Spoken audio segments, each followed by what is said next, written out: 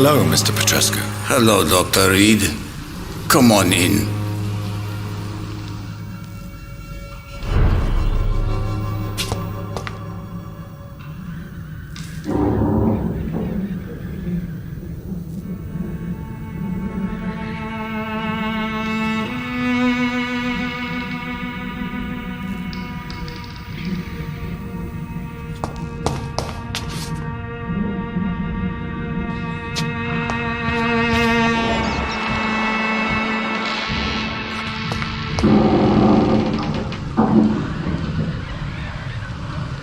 If you want to talk to Dorothea, you must go across the courtyard and take the stairs. We've not been formally introduced.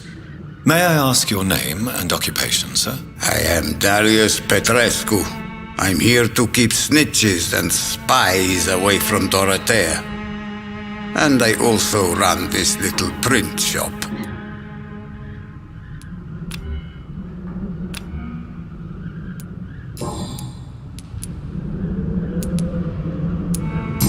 How did you meet Nurse Crane, Darius? Why does she trust you? I'm her oldest friend in England. Dorothea and I share many ideas about this country and about the country we left. You mean occupied Romania, don't you? Even if not directly, I fought against your enemies. Really? Then perhaps you have more in common with Dorothea than meets the eye, Dr. Reed.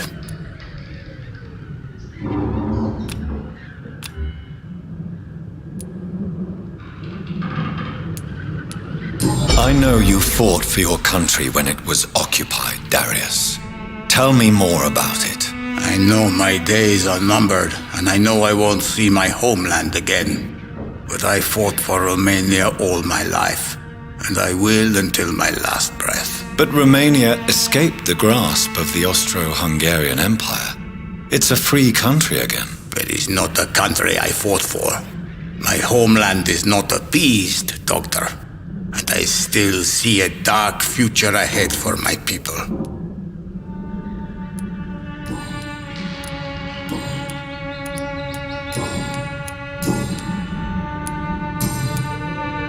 Goodbye, Mr. Petrescu.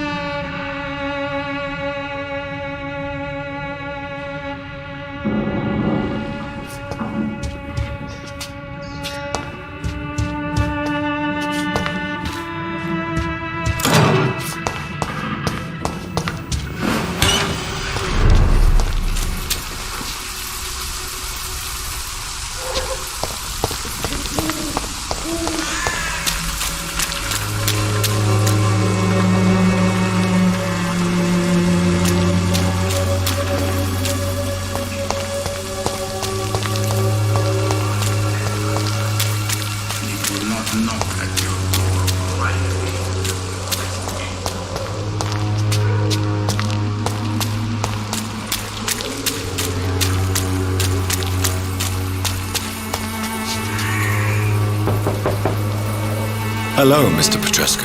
Hello, Dr. Reed. Come on in.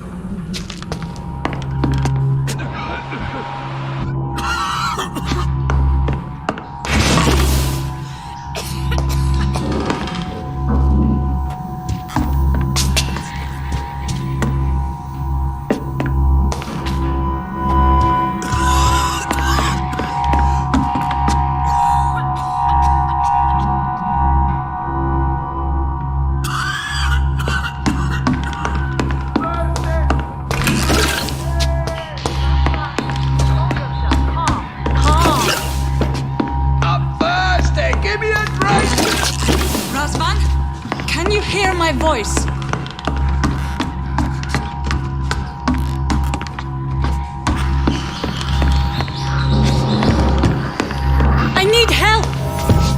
What do we have here, nurse? Patient Raz Van Vasily. High fever running on 3 days. Complaints of dizziness, muscle aches, and head pain. Diagnosed with influenza. Treatment? Aspirin and salicin for the fever and discomfort. Liquids for dehydration, but he's having trouble keeping even water down.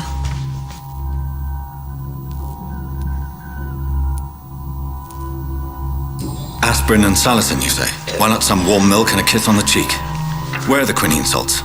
Tried buying, borrowing, even stealing. There's none to be found, Doctor. He's not convulsing, he's choking. He's not getting any... Hand me that skull! What can I do, Doctor? It's too dangerous to operate with these convulsions. Sedative, nurse. Do we have any anesthetics? I'm sorry, Doctor. None at all.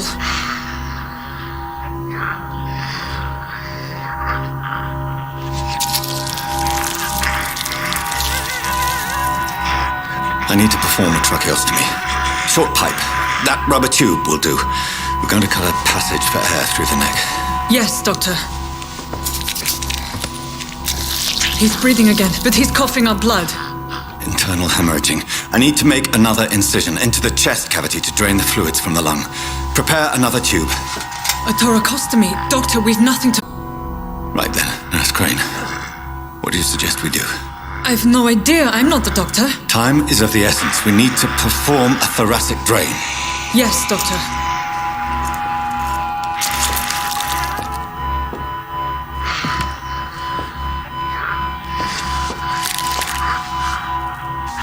He's still bleeding, Doctor. I'm losing his pulse. The drain must have punctured the intercostal artery. There's too much blood. Are you all right, Doctor? I can't see.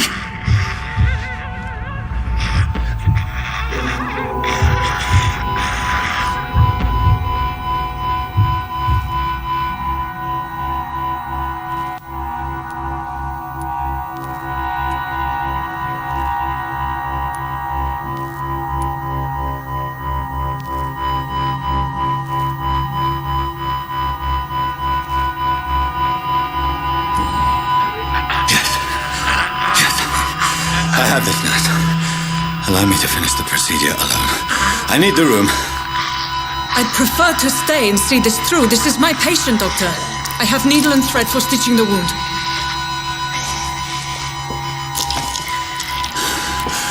Good. The stitches are holding. How's he doing? We're losing him.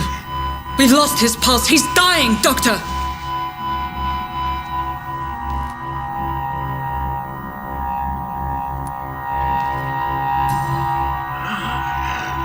A dose of epinephrine, now. Yes, Doctor.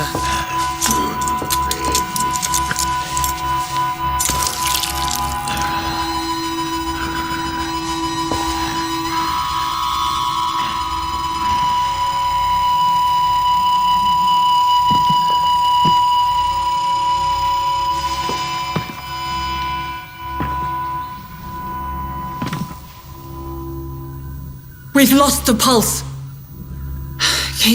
He's gone, Doctor. Yes, we did everything we could. Truly? Everything you could. Is that how you'll report this in your log? Is this how the war went? Piling up one poor corpse beside the next? This was not an influenza-induced seizure. I've never seen symptoms like these on the continent. Neither have I. But the previous symptoms leading up to this attack were the same, indistinguishable from the epidemic. No.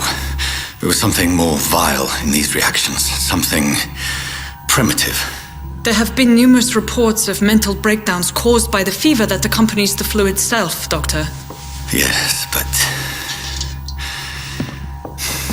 I'd best take some samples of the blood for analysis.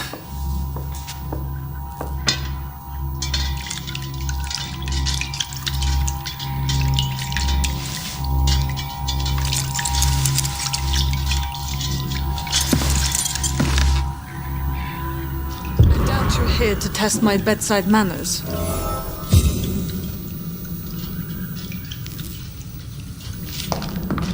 I suspect it was more than intuition alone that led you to us.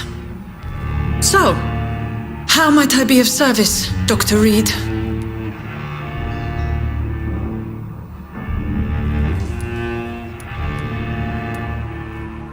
Your heart might be in the right place, but you can't carry on with this blackmail. For God's sake, Dorothy, it's extortion. It's a serious crime. Doctor, you think your warnings scare me? I've stolen and plied, blackmailed and lied, but what else am I to do? I'm all these people have.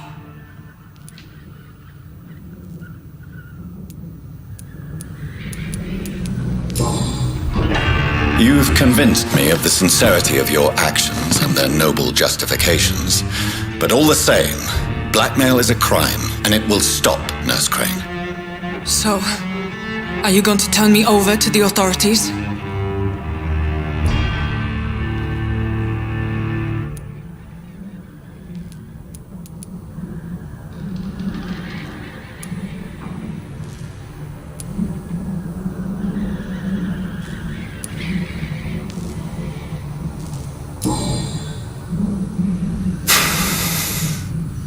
No. Your place is here. Jailing you would be an even greater crime. So, here is my proposition. I'll look the other way on your little enterprise. In exchange, you will resign from the Pembroke Hospital and provide me with medical supplies when the need arises. Dr. Reed! That sounds like a business proposition. My accomplice, then? No, just a privileged client. My research may require the occasional rare piece of equipment or ingredient. I'll pay good coin in exchange, fair and honest, to help finance your noble endeavors.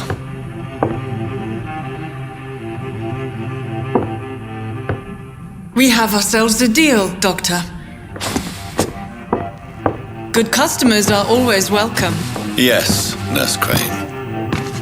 We have a deal.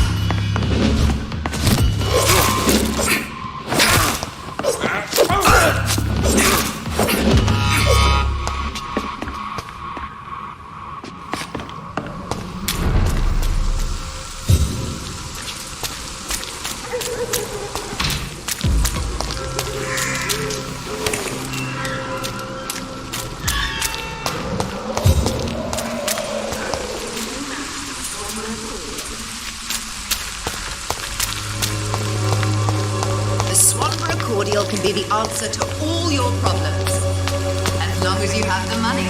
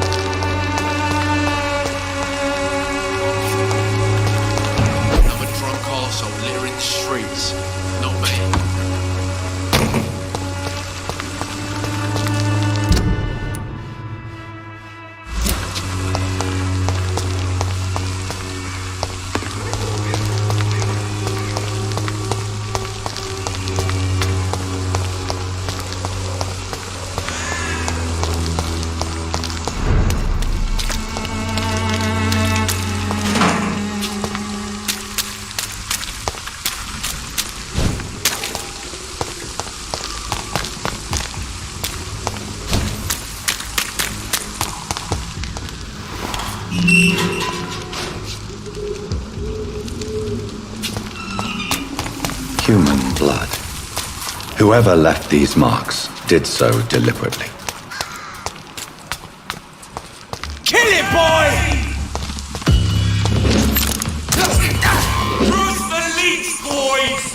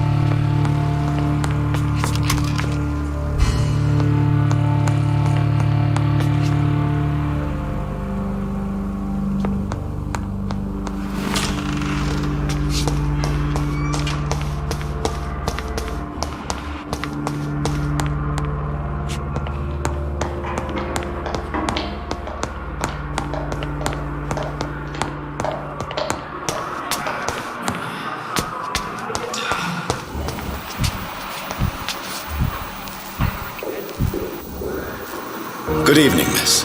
I'm Dr. Reed, the new surgeon at the Pembroke Hospital. And who are you? Your name has no meaning to me, mortal. You're nothing but dust blown by the winds of eternity. I beg your pardon. What are you begging for, mortal? My clemency? Well, tonight maybe I'm inclined to mercy. You'll never forget the night you met Thelma Howcroft. You keep calling me mortal. Why is that? And if I'm mortal, what are you? Well, Dr. Reed, if you must know, I'm a vampire.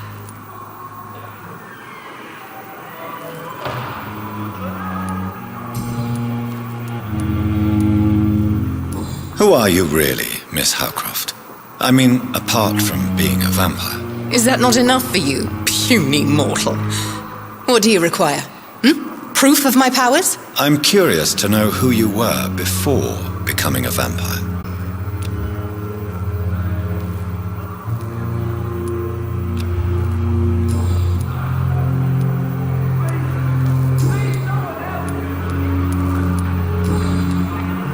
I'll leave you, Mistress of the Dark, to your nocturnal activities.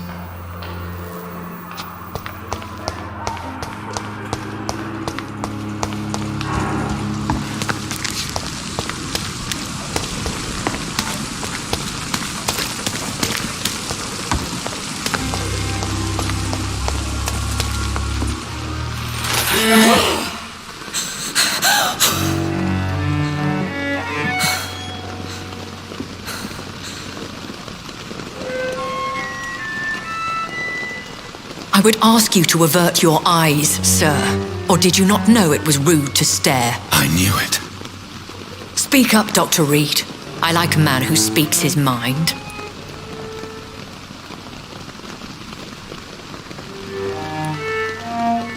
You killed him.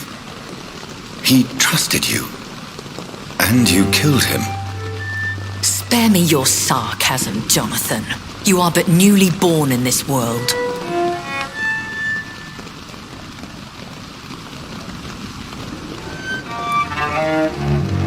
We are vampires. We live by leeching the blood from weaker prey. We are Darwin's next chapter, his cynical and perhaps ultimate expression. The situation is somewhat awkward nonetheless. I have not been observed sustaining myself for many decades. I have to say I'm a trifle embarrassed. Anyway, I have concluded my inquiries concerning your blackmailer. I see. Please excuse my agitated state. Under normal circumstances, I wouldn't let anyone see me in this condition. I must confess I have not put an end to the blackmail, my lady. Unfortunately, I could not bring myself to do it. I'm so disappointed in you, Jonathan. I didn't expect this from you. Lady Ashbury, you yourself admitted how ridiculous the sum of money was. I can assure you it was all used for charitable ends. Well, you are full of surprises, aren't you, Jonathan? All right, say I trust you, but you will still pay the ransom. That is only fair. After all, it was you who failed to bring this problem to a satisfactory conclusion. I believe I could agree to that. And since a lady always keeps her promises, I will now answer any questions you may have.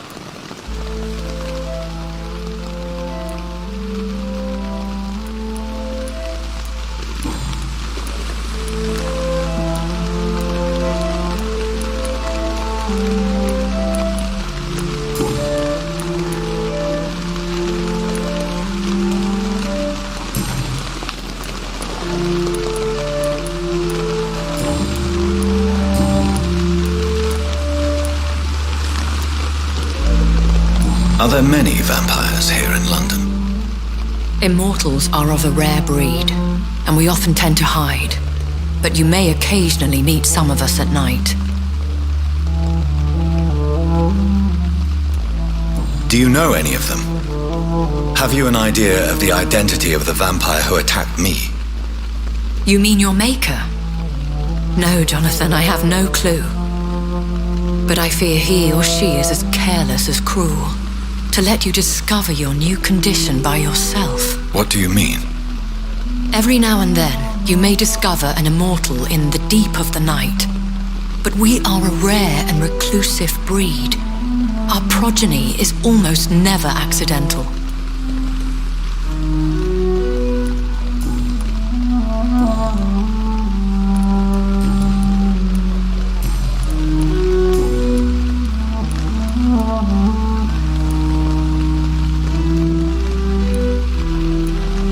Why did you save me in the canning factory? I could hardly stand by and watch such a promising young blood as yourself be torn to shreds by some gutter scowl.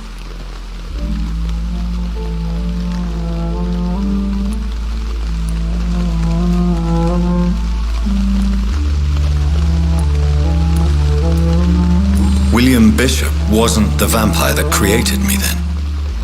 No, Jonathan.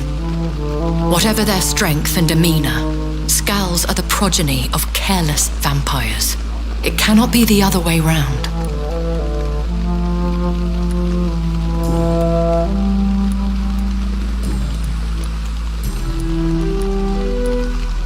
I've been hearing a voice talking in my head. Is this some kind of insanity? It feels like the voice of the vampire that created me. Hush. Tell no one this. It would be unwise to talk of such things amongst British immortals. Speak no more of your maker. How could this cause offense? Only the powerful immortals can mentally call to their progeny. No vampire or hunter will sleep easy, knowing that an unidentified elder is stalking the streets of London.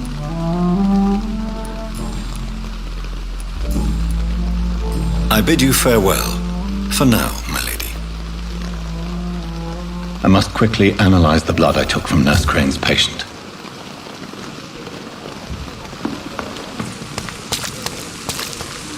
Perhaps I should have considered the offer from that Callaghan fellow.